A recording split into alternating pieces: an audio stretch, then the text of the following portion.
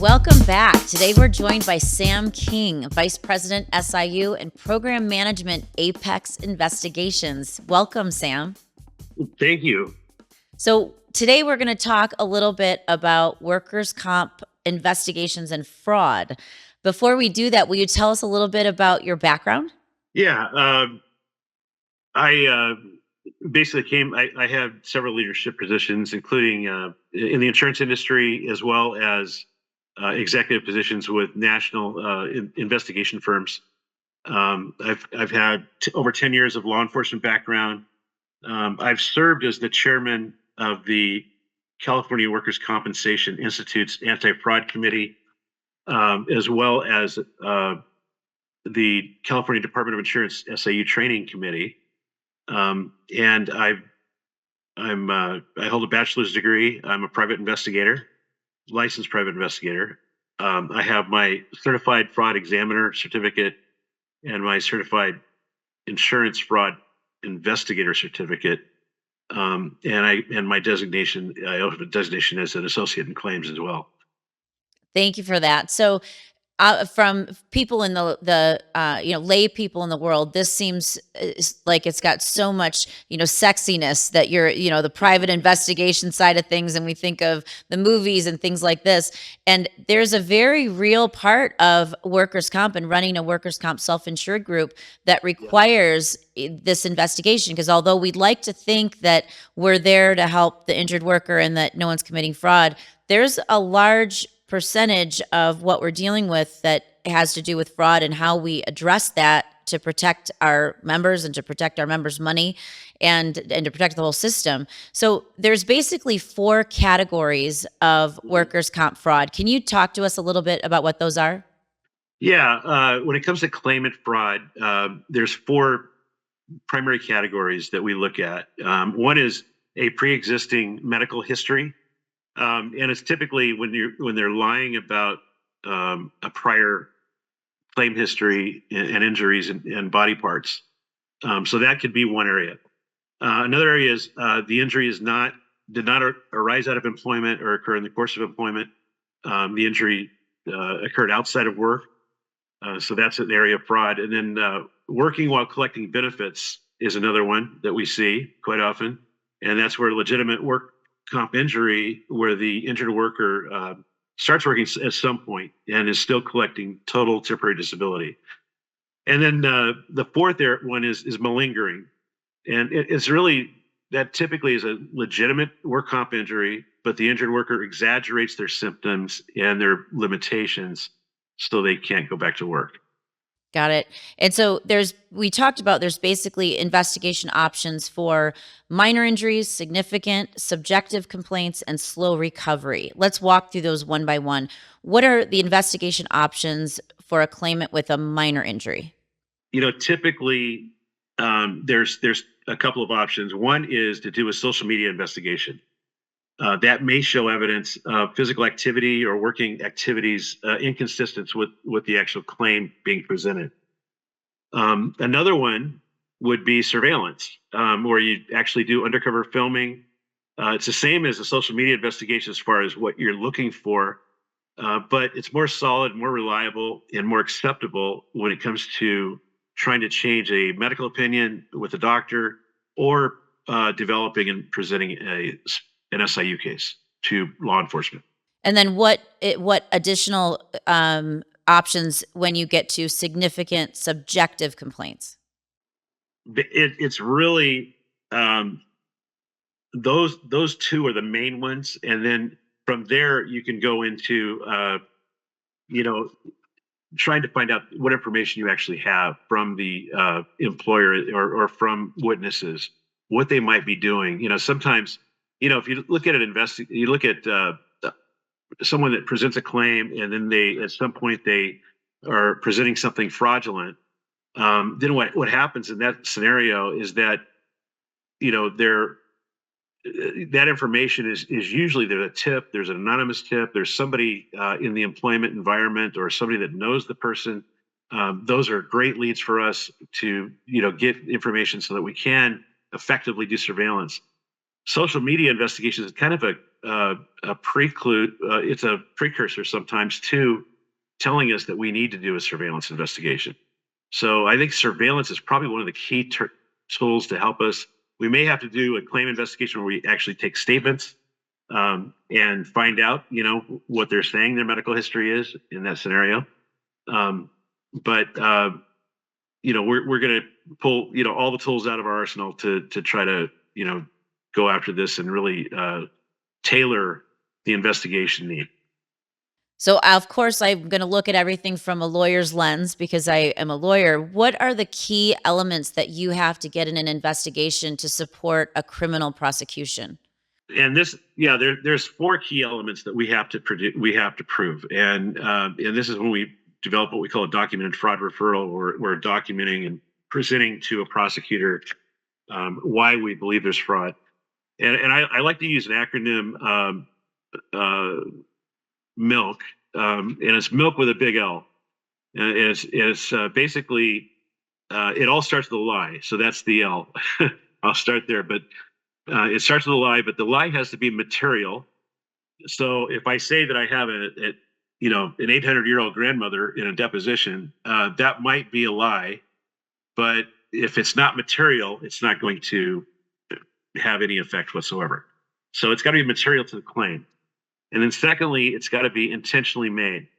And proving intent is pretty easy area, because we can show intent oftentimes by the fact they would get more money, they get more time off, they would have gotten a benefit of some sort that they were not entitled to. And then the L is the lie. And when I talk about the lie is the fraud is the lie. When you think about it that way, if we have more than one count of fraud, that simply means we have more than one lie that we're looking at. And then the last area is knowledge. They have to have knowledge that what they're doing is wrong, and they have to be. If you think about a lot of our workers' compensation claim forms, the very first forms we start with in the system, they all have a reminder that it's a felony to commit workers' compensation fraud. And so that's an important area where we're actually, giving them knowledge that it's wrong at the very beginning. So you got milk, you got fraud. That's an acronym you can use.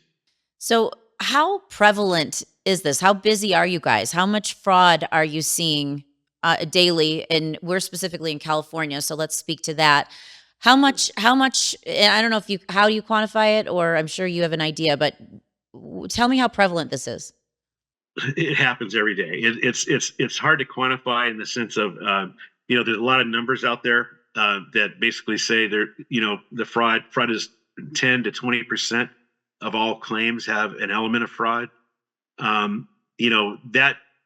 That's probably true from what we see. I mean, we get the claims when they're highly suspicious for some, there's an indicator of fraud of some sort. And then we turn around and we begin to investigate, and we find out if there's fraud or there's not fraud. And typically, if we're able to put together evidence of fraud, then we can pursue a criminal case. And that's what I do in the SIU, or the Special Investigative Unit. Okay, so let's say you guys got the great surveillance video. Then what do you do with it next? Getting great video is great. That's an important thing. But that's one of the problems that we see, and we try to guide the claim handlers and people in the work comp system. You don't want to do you need to do something with the film if you've got good film. And the first thing is, you need to look at is the film inconsistent with what the primary treating physician is stating, or in a statement or deposition that was occurred. Is it different activity? And if it is, that's great. We also look at, will the film potentially assist in negotiating a reduced settlement, or a reduction in permanent disability, work restrictions, or change in medical opinion? That's great as well. Is there enough film, or do we have enough film where the employee or the claimant can argue that it was just a good day? That happens sometimes. So sometimes we'll recommend that let's do another day, just so that we can defeat the good day, bad day, defense, if you will. And then So there's basically what you want to do to develop a fraud case. We have to have a lie, and we talked about that earlier. Um, Typically, we want to do a deposition or a statement if they're not represented after we get good surveillance film, because we don't want to give up the film. And the good news is in California, we have case law that helps us. We don't have to give up the film until after we've had the opportunity to take a statement or take a deposition of the claimant. And after that, we want to give the film up to the applicant attorney, and we want to give the film up to the qualified medical examiner and the primary treating physician. We want to give everybody the film, and we want them to comment on the film and look at the film in relationship to the medical restrictions that have been prescribed. Are there certain tips or certain things that happen at the beginning of the claim that trigger them getting you involved? Yeah, I think we refer to a lot of those areas as red flags, where there's indicators of fraud that come up, and so there are a ton of indicators of fraud that we look at, and so I think that there's a typically when you're handling a claim examiner is looking at the case, and they're looking at how long has this person been off. Let's say they have a back injury where there's subjective complaints, but there's no evidence of a back injury when it comes to diagnostics that have been done. In that situation, there's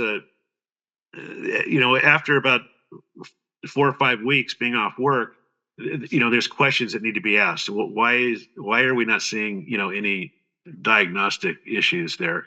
All the diagnostics are showing that there's no problem.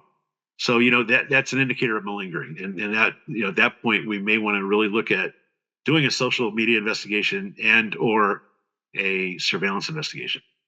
Can you give us some more red flags? Yeah, I've got quite a few actually, but um, some of the red flags are simple. Some of them are more you know difficult that you really have to think about. But one of them is just a claimant having a serious financial problems. If they're having serious financial problems before they file the claim, that may be the reason they're filing the claim. In those situations, a claimant may turn around and get another job and actually be working another job and while they're collecting temporary disability and getting two incomes. Um, Another one is they simply you can never get a hold of them at home. You're called, you try to call them and you hear funny things in the background, like maybe they're not at home. And if they're supposed to be on temporary total disability, that they should be at home and recovering and taking medication, following the doctor's orders, not out doing things and or working another job. And you might even hear them working at another job, when you call them. There's some that basically I think a red flag is if they've filed a claim after they've been terminated from work. That can be a major red flag. That could be a retaliation claim, and we see those quite often. There's a claimant files a claim after they receive a disciplinary action of some sort, personnel action. That's a frequent one as well. They're frequently change physicians in order to avoid returning to work. So as soon as one physician says they can return to work, all of a sudden they go to another physician or they get represented by an attorney.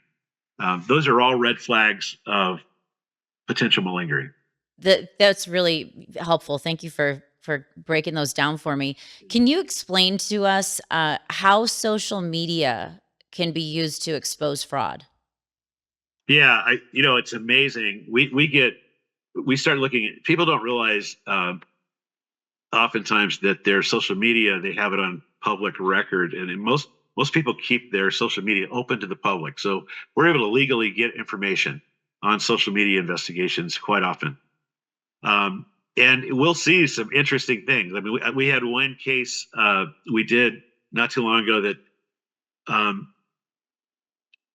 basically it showed it was a slip and fall injury, but this guy put on social media prior to the claim that he showed basically water in a small grocery store and on the floor, and he goes about to slip, and that was the headline or the hashtag of his social media, about to slip, and then he filed a slip and fall claim.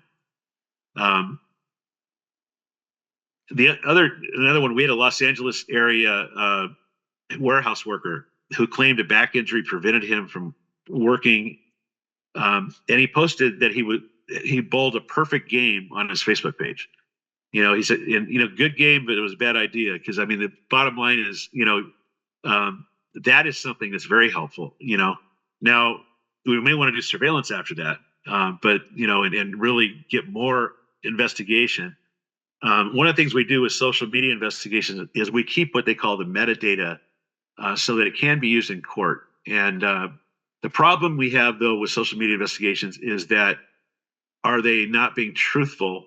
And sometimes it can be challenged. So, or maybe let's say, well, I posted that as a joke, or I posted that as a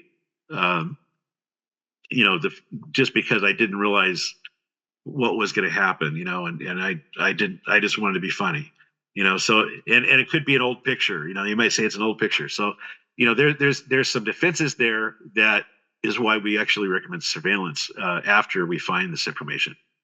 Or we had a judo instructor that filed for a total permanent disability injury and later posted dates he was available to teach class and do instruction.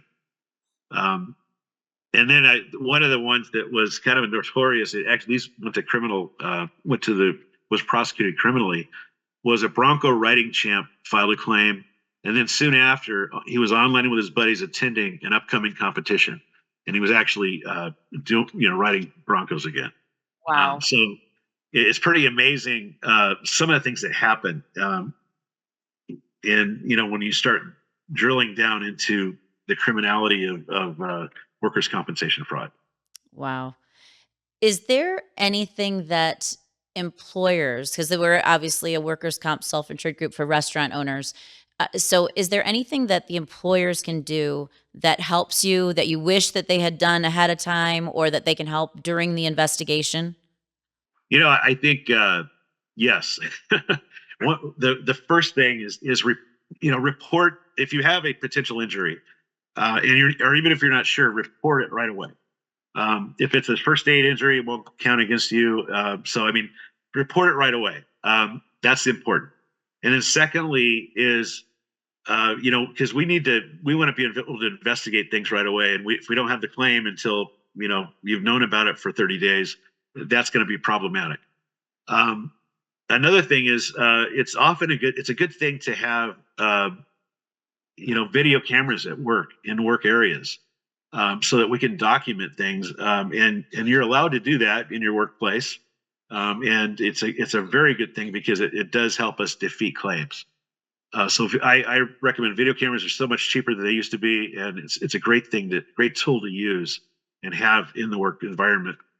And then another thing is, treat the employee good. I mean, people. I always tell people this: people don't leave the employer; they typically leave their direct boss. So if they don't like their direct boss, that could be a reason, or some reason, to file a fraudulent claim to try to get out of work.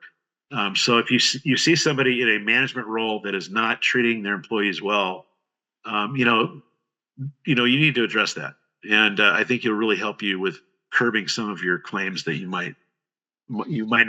probably won't get those claims if you address that. Sam, this was incredibly enlightening. That's all the time we have for today, but I really appreciate you coming on and talking about this, and I appreciate what you're doing for our industry.